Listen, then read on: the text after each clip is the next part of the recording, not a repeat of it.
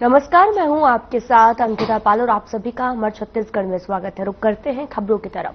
छत्तीसगढ़ की धरती त्योहार और साथ ही परंपराओं से भरपूर है, जिनमें से एक है हरेली तिहार।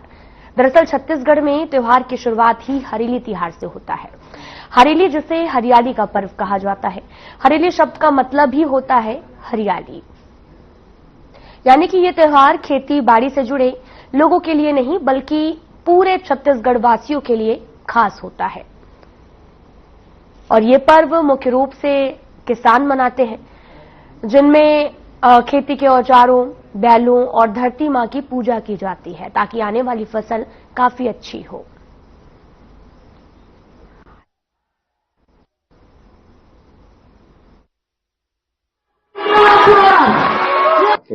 हरेली त्योहार के 2-3 दिन पहले एकर तैयारी करथन। जितना भी किसानी औजार है, रापा, कुदारी, हंसिया, टंगिया, नांगर, ये सब के पूरा ओला धो के एक दिन पहले धो के ओला अच्छा साफ सुथरा करके रखथन। और ओला वो दिन हरियाली के दिन अमावस्या के एकर हरेली तिहार मनाए जाथे और पूरा छत्तीसगढ़ में मनाए जाथे। और हमार किसान मन के ये त्योहार और गौ माता के भी, लक्ष्मी के भी एमे पूजा करथन और चिला के भोग लगाथन और बहुत सारा व्यंजन बनाथन। ठेठरी, खुरमी और कटवा, हाँ, पूड़ी, बड़ा, बहुत सारा व्यंजन बनाथन। और आज के दिन भी गेड़ी भी बनाथे बच्चा मन हा। और मतलब उमे मस्त दौड़थे, खेलथे। कछार में भी सब महिला बच्चा मन भी खेले बर जाथे। बताते जो मनाते हैं जो पकवान सबसे पहले गाय माता लगे। हाँ, गौ माता ला सबसे पहली भोग लगाथन। पहली तो ये औजार मन ला भी पूजा पाठ करके भोग लगाथन, ओकर बाद गौ माता ला खिलाथन, ओकर बाद हम सब परिवार लेथन ओला प्रसाद लेथन।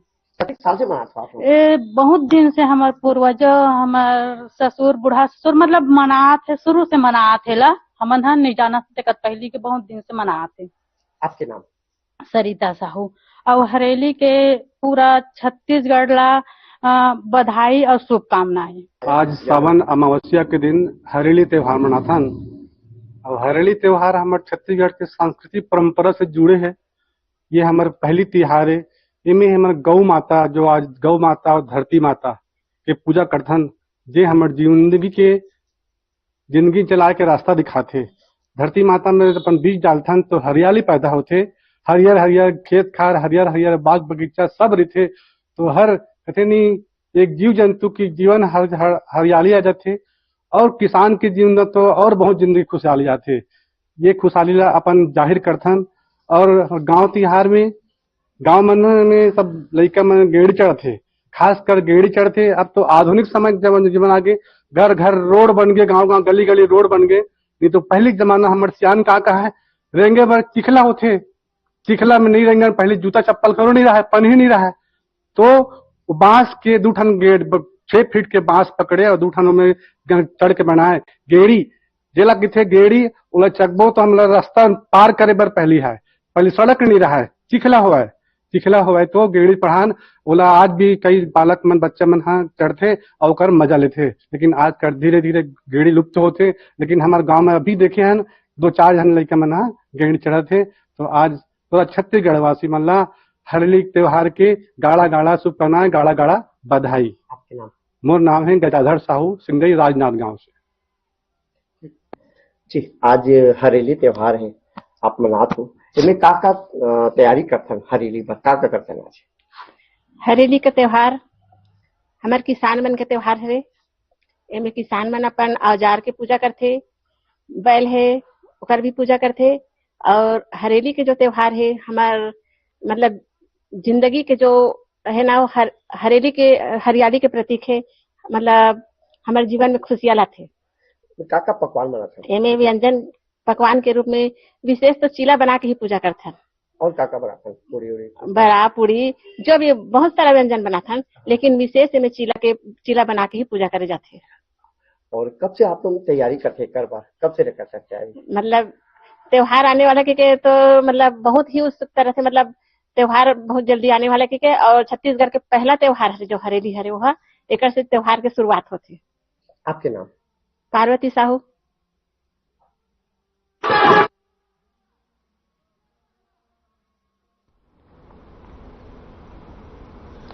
खबर राजनांदगांव से है, जहां जून में हुए अवैध उत्खनन के दौरान रेत माफियाओं और ग्रामीणों के बीच में विवाद हुआ था और इसके बाद में रेत माफियाओं के लोगों ने गोली चला दी थी। हालांकि किसी प्रकार का नुकसान नहीं हुआ था, लेकिन मामला प्रदेश स्तर तक चला गया और अभी तक 9 आरोपियों को गिरफ्तारी हो चुकी है, जिसमें मोहड़ के पार्षद संजय रजक भी शामिल है। साथ ही राजनांदगांव के शहर अध्यक्ष कुलबीर छाबड़ा ने कहा कि रेत गोलीकांड का मुख्य आरोपी जो मध्य प्रदेश के रहने वाले संजय सिंह अभी तक गिरफ्तार नहीं हुआ है। साथ ही उन्होंने ये भी कहा कि संजय सिंह मध्य प्रदेश से आकर गांव वालों पर दुष्कर्म विवाद के बाद गोली चलाए थे और इस मामले को लेकर राजनांदगांव जिले के कई विधायक और कांग्रेस नेताओं ने थाने का घेराव किया है और जल्द ही संजय सिंह को पकड़ने की भी मांग की है।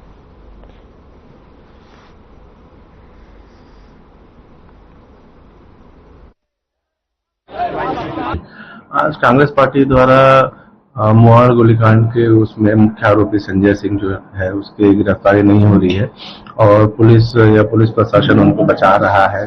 किसी का दबाव इस मुद्दे को लेकर घेराव करने आया था, तो हमारे द्वारा उन्हें ये बताया गया है कि भाई अभी तक हमारे द्वारा टोटल 9 लोग प्लस उनके द्वारा प्रयुक्त गाड़ी, वेपन सभी को हमने गिरफ्तार कर लिया है। उनकी चल संपत्तियों की जानकारी हमने ले ली है, उसको माननीय न्यायालय में प्रोड्यूस कर दिया है और बहुत शीघ्र ही इन आरोपियों को भी हम गिरफ्तार कर लेंगे। हमने ऐसा आश्वासन दिया है उनके द्वारा। हमारे राजनांदगांव शहर संस्कार ढाणी में वार्ड नंबर 49 मोहड़ में अवैध रेती उत्खनन संजय सिंह भाजपा के जो मुख्य जिन्होंने वहां पर रेती उत्खनन में गोली चलवाई और वहां पे लोग थे भाजपा के, ये पदाधिकारी है और इस प्रकार से भाजपा गुंडागर्दी करके वहां पे ग्रामीणों ने मना किया कि ये रेती का अवैध उत्खनन है और वहां पर हमारे यहाँ शमशान है, तो हम यहाँ पर रेती का अवैध उत्खनन नहीं करने देंगे। शमशान भी है, लेकिन उसके बावजूद ग्रामीणों के मना करने के बाद भी ग्रामीणों को जब जानकारी लगी कि ये रेती अवैध उत्खनन कर रहे हैं तो तत्काल सभी ग्रामीणों ने मना किया, जिस पर इन्होंने गोली चलाई और गोली चलाने के बाद में वहां पे नागरिकों को डंडे से, हाथ से बहुत ज्यादा पीटा गया। जब सब ग्रामीण इकट्ठे हुए तो उसके बाद में गोली चलाते चलाते ये लोग भाग निकले। ये वही संजय सिंह है जो भाजपा के मध्य प्रदेश के रहने वाले और यहाँ पर प्रभारी है राजनांदगांव जिले के। इस तरह भाजपा छत्तीसगढ़ियों को, छत्तीसगढ़ के नागरिकों को बाहर के गुंडे बुला के, और खुद गुंडे हैं ये, और यहाँ पर गोली मरवा रहे हैं छत्तीसगढ़ियों को, यहाँ के राजनांदगांव के नागरिकों को, मोहड़ के नागरिकों को। जिस प्रकार से भाजपा यहाँ गोली चलवा रही है, ये गुंडागर्दी भाजपा की जो है इसको बंद होना चाहिए। हमारा राजनांदगांव शहर शांतिपूर्ण संस्कारधानी शहर है, मोहड़ के निवासी बहुत शांत है और इस प्रकार से उन्होंने जिस प्रकार से इतनी बड़ा तकलीफ सहा और मार सहा है, ये निश्चित रूप से इनको दंड मिलना चाहिए। हमारे राजनांदगांव संस्कारधानी में मुख्यमंत्री डॉक्टर रमन सिंह जी का ये क्षेत्र होते हुए हमारे लिए कलंक है कि भाजपा के गुंडे आके यहाँ पे छत्तीसगढ़ के नागरिकों को गोली मार रहे हैं, राजनांदगांव के नागरिकों को गोली मार रहे हैं और फरार है। और उसके बाद पुलिस भी असहाय है, पुलिस काम करना चाहती है, पुलिस उनको पकड़ना चाहती है, लेकिन दूसरे को बुला के जरूर गिरफ्तार किया जा रहा है। और यहाँ पर संजय सिंह को सुरक्षित रखा गया है, भाजपा सरकार का दबाव है, भाजपा सरकार के जोली में बैठा हुआ है संजय सिंह। इसका हमने अभी यहाँ पर जब नहीं पकड़ा गया तो हमारे प्रदेश कांग्रेस कमेटी के सम्मानित अध्यक्ष आदरणीय दीपक बैद जी भी यहाँ पर आए थे और उन्होंने यहाँ पर कहा था कि यदि नहीं पकड़ा जाएगा तो हम शीघ्र ही आंदोलन करेंगे और थाने का घेराव करेंगे। उसी के तहत आज संबंधित थाना बसंतपुर का घेराव किया गया है और आज ज्ञापन दिया गया है कि संजय सिंह जो मुख्य आरोपी है उसको गिरफ्तार करे। कुछ गाड़ियां जो और पकड़ी दी गई है, जिनको हमारे मोहड़ के ग्रामवासियों ने बताया मदन साहू जी ने कि ये गाड़ियों का नंबर है, उनको भी पकड़ा जाए। और यदि हमने शहर कांग्रेस ने चेतावनी दी है, यदि ये गिरफ्तार नहीं करेंगे 1 हफ्ते के बाद, तो निश्चित रूप से हर वार्ड में हम यहाँ पर मुख्यमंत्री विष्णुदेव साय और गृह मंत्री विजय शर्मा जी, जिसका ये जिला है प्रभार जिला, और उनके यहाँ ये कांड हो रहा है तो ये उनके संरक्षण में हो रहा है, तो हम उनका पुतला जलाएंगे, रमन सिंह के पुतले जलाएंगे और हर वार्ड में पूरे 51 वार्ड में पुतले जलेंगे। और जब तक के संजय सिंह गिरफ्तार नहीं होगा तो हम लोग आगे भी इसी तरह से आंदोलन करते रहेंगे। इसलिए हमारे विधायकगणों ने वहां पर सदन में इस बात के लिए आवाज भी उठाई है, जानकारी भी मांगी है, लेकिन भाजपा सरकार मदमस्त है ये अपने लोगों की झोली भरने, भाजपाइयों की तिजोरी भरने में लगे हैं और यहाँ पर लोगों को बाहर से गुंडे बुला के छत्तीसगढ़ियों को, हमारे साथियों को गोली मरवाने में लगे हैं, जो कि निंदनीय है। और आज हमने यहाँ पर बसंतपुर थाना जो है इनके लिए प्रभारी नियुक्त हुए थे। आदरणीय प्रदेश कांग्रेस कमेटी दीपक बैद जी के निर्देशानुसार आज के कार्यक्रम के श्रीमती हर्षिता स्वामी जी विधायक डोंगरगढ़, माननीय इंदर शाह मंडावी जी जो कि मानपुर मोहल्ला के विधायक है, माननीय पूर्व मंत्री, माननीय हमारे आदरणीय वरिष्ठ श्री गणेश पाटिला जी, आज इनके आशीर्वाद के साथ, इनके सहयोग के साथ हमने यहाँ पर आंदोलन किया है। समस्त गांववासी हमारे मोहड़ के साथ में थे और हमारे शहर कांग्रेस कमेटी के और सभी ग्रामीण के भी बहुत से लोग हमारे यहाँ हैं। और आगे यदि नहीं होगा तो निश्चित रूप से ये हम आगे का ये करेंगे और आंदोलन, और दोबारा कलंकित नहीं होने देंगे नांदगांव को। हमारा पूरा प्रयास है कि जितना जल्दी हो सके संजय सिंह को पकड़ें और कठोर से कठोर सजा दें। भाजपा के संरक्षण में संजय सिंह को किनारे करके दूसरे को मुख्य आरोपी बनाने का प्रयास जो भाजपा सरकार कर रही है, जिस प्रकार की स्थितियां दिख रही है, ये सामने प्रतीत हो रहा है। तो निश्चित रूप से हम भी इसके लिए अडिग बैठे हैं और शीघ्र ही इन नेताओं के पुतले दहन हुए और होते रहेंगे। और रमन सिंह जी के विधानसभा क्षेत्र में जगह जगह इस चीज की जानकारी लोगों को हो चुकी है कि ये भाजपाई लोग को बुलवा के गुंडे मरवा रहे हैं। रीवा, ग्वालियर, भिंड, मुरैना के रहने वाले का संबंध रमन सिंह से क्या है, इसकी भी एक जानकारी जरूर होनी चाहिए। ये भी हम उम्मीद कर रहे हैं कि निश्चित रूप से पुलिस प्रशासन से कि वो जानकारी दे, क्योंकि दबाव भाजपा सरकार का है। इसलिए हम भी इसलिए अडिग है कि हम जनता के साथ हैं और जनता को न्याय दिलाते रहे। आपने जो कल दिया है, अभी जो आपने अल्टीमेटम दिया 1 हफ्ते का, इसके बाद जो अभी तक गिरफ्तारी क्यों नहीं हुई है, इसको लेकर क्या जवाब है पुलिस का जो है? अभी तक के पुलिस प्रशासन द्वारा यही जानकारी दी जाती रही है कि 1 गिरफ्तार हुआ है, 2 गिरफ्तार हुए हैं, लेकिन जो मुख्य आरोपी है जिसके इशारे पे सब चल रहा है, जैसे कि एक ऑडियो में जानकारी हुई कि संजय सिंह से बातचीत के दौरान या किसी अन्य से बातचीत के दौरान कि पहले अतुल तोमर को गिरफ्तार करवा देंगे, फिर इसको गिरफ्तार करा देंगे।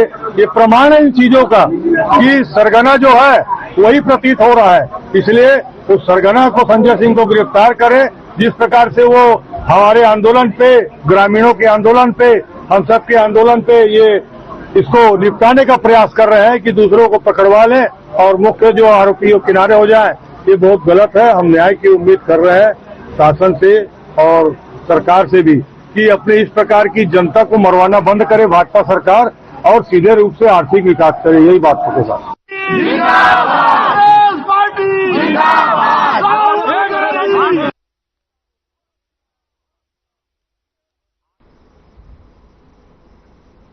बिहार के बोधगया में महाविहार मुक्ति के लिए और महाबोधि विहार में लागू बीटी एक्ट 1949 को निरस्त करने के लिए बोधगया में 150 दिनों से आंदोलन चल रहा है। और इस आंदोलन के समर्थन में दुर्ग के राजेंद्र पार्क चौक में विगत 20 दिनों से निरंतर आंदोलन चल रहा है। और बिहार सरकार और केंद्र सरकार बौद्धों की जायज मांग और उनके हक अधिकार के बारे में नहीं सोच रही है, इसलिए पूरे देश में आंदोलन और भी तेज होने लगे हैं। दुर्ग, भिलाई, कुम्हारी, चरोदा के सभी बौद्ध सामाजिक संगठन मिलकर छत्तीसगढ़ सरकार से निवेदन किया है कि बौद्धों को न्याय दिलाने में सरकार उनकी मदद करे। साथ ही बौद्धों पर भी हो रहे अत्याचार को लेकर दुर्ग में महारैली का आह्वान किया गया, जिसमें संपूर्ण दुर्ग जिले के बौद्धों को इस महारैली में शामिल होने के लिए आमंत्रित किया गया है।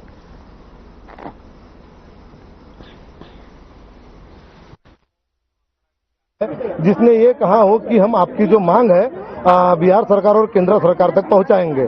इसके पहले भी हमने ज्ञापन दिया है।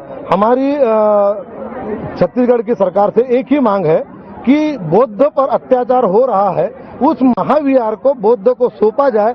ऐसी आप केंद्र की सरकार से मांग रखिए और ये महाविहार को बौद्ध को सौंपा जाए, इसमें हमारी मदद करिए। हमने बार बार, आज फिर पुनः दूसरी बार हम लोग ज्ञापन देने आए हुए हैं।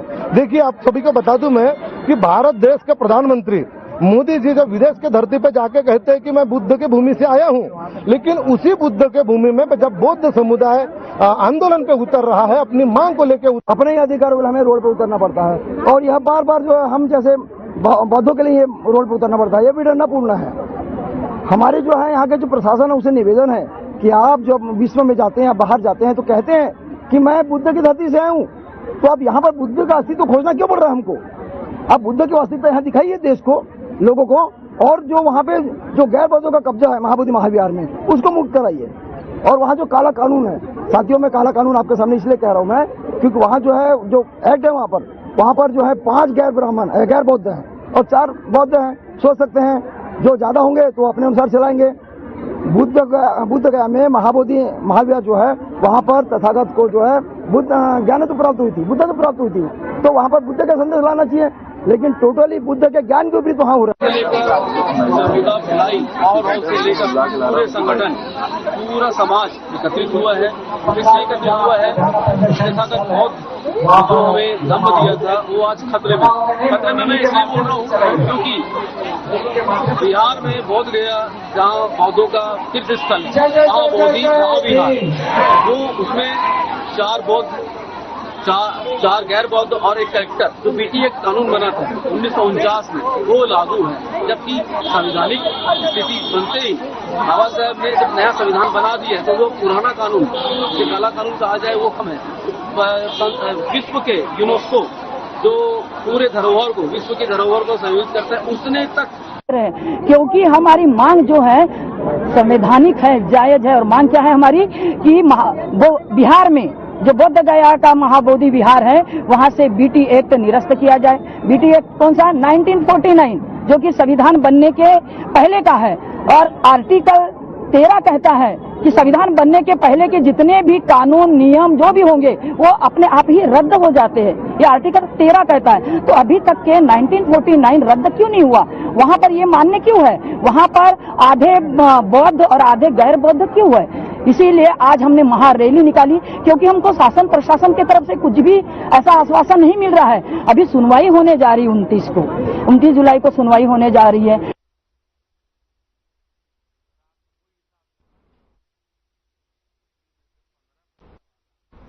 उप मुख्यमंत्री अरुण साव के नवा रायपुर स्थित शासकीय निवास पर सुबह से हरेली की धूम रही है। उन्होंने सपरिवार हल और कृषि औजारों की भी विधि विधान से पूजा अर्चना की। गौ माता को आटे की लोधी और गुड़ खिलाया है। साथ ही उन्होंने गेड़ी का भी आनंद लिया और कृषि मंत्री रामविचार नेताम, महिला बाल विकास मंत्री लक्ष्मी राजवाड़े, विधायक रोहित साहू सहित तमाम लोग शामिल हुए और उन्होंने हरेली पर्व में शामिल होने और अपने निवास पहुंचने पर सभी लोगों का परंपरागत छत्तीसगढ़ी व्यंजनों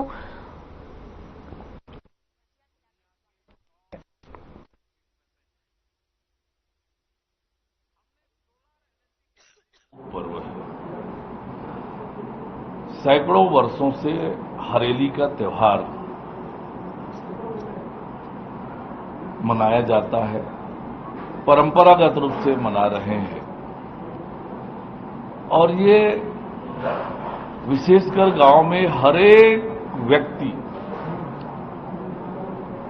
सभी किसान हरेली का त्योहार परंपरागत रूप से मनाते रहे हैं। किसान अपने कृषि औजारों की साफ सफाई करके पूजा करते हैं। गौ माता को एक तरह से कुछ विशेष प्रकार के व्यंजन आज के दिन सभी जानवरों को खिलाया जाता है। और इसे लेकर कोई राजनीति करे, दिखावा करे त्योहारों के नाम पर, जो हर एक व्यक्ति का परंपरागत कार्यक्रम है। बीजापुर में माओवादियों के समर्पण का अभियान कारगर साबित हो रहा। साथ ही नक्सली इरपा जगदीश ने सभी नक्सलियों से आत्मसमर्पण की भी अपील की है। दरअसल इरपा जगदीश ने कहा कि कोकली विचारधारा को छोड़कर मुख्य धारा में आए और जिले में 1 करोड़ 15 लाख रुपए के कुल 25 हार्डकोर नक्सलियों ने पुलिस के सामने आत्मसमर्पण किया और अपने जीवन की नई शुरुआत कर रहे हैं। छत्तीसगढ़ शासन एवं भारत सरकार के एक स्पष्ट मंशा है प्रतिबंधित एवं गैर कानूनी सीपी माओवादी संगठन की खात्मा को बहुत जल्दी सुनिश्चित करना है। और बस्तर संभाग के अंतर्गत समस्त जिला में, अभी बीजापुर जिला में हम लोग अभी बात कर रहे हैं, इन सब संपूर्ण क्षेत्र में शांति व्यवस्था सुनिश्चित करते हुए विकास कार्य को गति देते हुए एक नया सकारात्मक पहचान दिलाना है। उसी उद्देश्य से विगत समय में लगातार प्रभावी रूप से सुरक्षा बल द्वारा अभियान संचालित की गई जिसका परिणाम काफी सकारात्मक रहा। आप सबके सामने उसका परिणाम भी है। विगत 1.5 वर्षों में 450 से अधिक माओवादी कैडर का अलग अलग मुठभेड़ के पश्चात डेड बॉडी रिकवर की गई थी।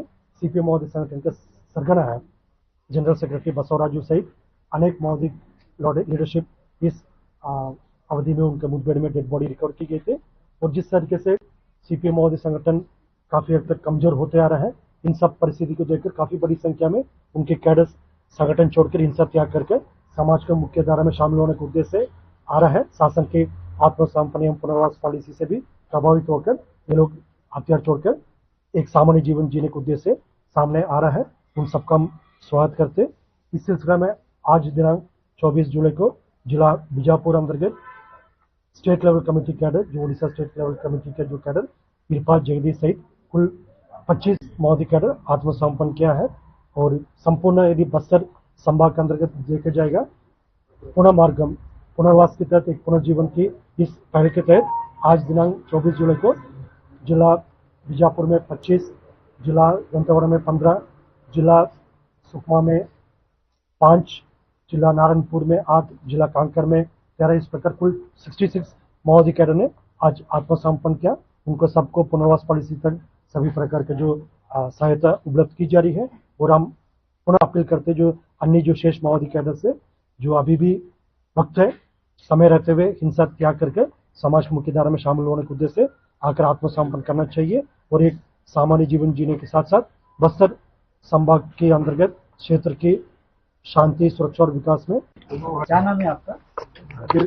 इरफा जगदीश इरफा। ठीक है सर, महसूस अच्छा लग रहा है यहाँ आत्मसमर्पण नीति से। जो मैं सरकारी का जो आत्मसमर्पण नीति से मैं यहाँ सरकार से जुड़ना चाहता हूँ, आत्मसमर्पण कर अच्छा जिंदगी जीना चाहता हूँ मैं। देखिए सर, आज तो सब मतलब उन सभी को मैं अपील करता हूँ को माओवादी संगठन छोड़कर मुख्य धारा के शामिल होने के लिए मैं अपील करता हूँ सर। उन सभी को आने के लिए मैं अपील कर रहा हूँ। यहाँ आत्मसमर्पण मतलब देखिए सर, वहाँ जो फोर्स की दबाव जा इलाका में जो माओवादी संगठन जो पहले का स्थिति देखने मजबूत था, अभी पूरा इलाका सिकुड़ते जा रहा है, एक के बाद एक सिकुड़ते जा रहा है। वहाँ रहने के लिए नहीं हो पा रहा है। और अंदर की जो मजबूत इलाका तक कैंप गया और जगह जगह कैंप खोला जा रहा है और मुठभेड़ होते जा रहा है। बहुत लोग मारे जा रहे हैं सर, मतलब मारे जा रहे हैं। बहुत लोग मतलब लीडरशिप जो हमसे बड़े हैं वो सब भी मारे जा रहे हैं। इस कारण से हम सरकारी का जो आत्मसमर्पण नीति जो लाभ उठाने के लिए मैं वो संगठन को छोड़कर मुख्य धारा में जुड़ने के लिए मैं आत्मसमर्पण के लिए आया हूँ सर। तो 30-40 घटना में मैं शामिल रहा हूँ सर। वहाँ जंगल की जमीन की जो लड़ाई बोलकर हम उसमें संगठन में जो शामिल हुए, अभी देखने से हम समझ गए कि 25 साल से जो विकास जो माओवादी संगठन जितना विकास करने का था वो पूरा देखने से कुछ विकास नहीं है लोगों के अंदर में। इसलिए वो झूठी विकास दर को हम मतलब वो समझ चुके हैं कि खोखली विचारधारा है। इसलिए हम मतलब सरकारी आज शासन जो सरकारी विकास कर रही है, लोगों के अंदर में जो रोड दे रही, कम्युनिकेशन व्यवस्था दे रही, अस्पताल दे रही, स्कूल दे रही, हम इससे मतलब विकास शासन कर रहे हैं सर। जो माओवादी से हम खोखली विचारधारा से मतलब वहाँ संगठन में जॉइन हुए थे। आज बीजापुर जिले में बड़ी संख्या में नक्सलियों ने आत्मसमर्पण किया है। आत्मसमर्पण कुल 25 माओवादी, जिन पर 1,15,00,000 इनामी माओवादी आत्मसमर्पण किए हैं पुलिस अधिकारियों के समक्ष। अब मेरे पीछे देख पर ये जो बैनर मिल दिख रहे हैं, पुनः मार्ग गेम, पुनर्वास से पुनर्जीवन का मतलब होता है, इसको गोंडी शब्द दिया गया है। पुनः मार्गेम यानी पुनः नया रास्ते में नया जीवन जीने के लिए माओवादी आत्मसमर्पण कर अपना भविष्य को बेहतर बनाकर जिए।